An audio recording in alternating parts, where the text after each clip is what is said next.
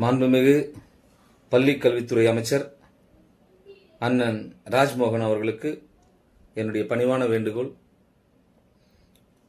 தனியார் பள்ளிகளில் கல்வியை வியாபாரமயமாக்கி விட்டார்கள்.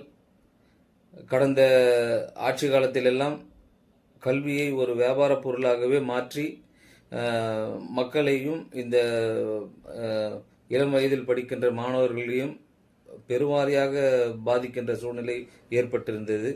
ஆனால் தற்போது வந்திருக்கின்ற அரசு இந்த மக்களை சிந்தித்து இந்த மக்களுக்காகவே இந்த அரசு செயல்படுகின்றது என்கின்ற நோக்கத்தோடு இந்த பதிவை நான் தெரிவிக்கின்றேன்.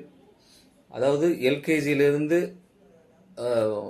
5ஆம் வகுப்பு வரை ஒரு கட்டணமும், 6ஆம் வகுப்பிலிருந்து 10ஆம் வகுப்பு வரை ஒரு கட்டணமும், 11ஆம் 12ஆம் வகுப்புக்கு ஒரு கட்டணமும், இது அனைத்து பள்ளிகளுக்கும் ஒரே மாதிரியான கட்டணத்தை அரசு நிர்ணயிக்க வேண்டும்.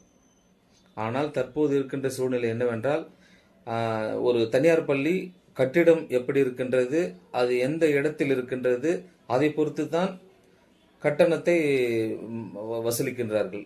எனவே இது தவிர்க்கப்பட வேண்டும்.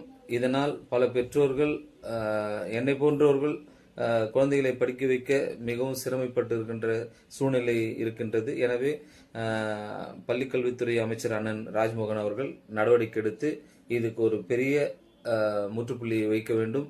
பெரிய மாற்றத்தை நீங்கள் கொண்டு வருவீர்கள் என்ற நம்பிக்கையோடு இந்த பதிவை நான் உங்களிடம் தெரிவிக்கின்றேன். நன்றி அண்ணா.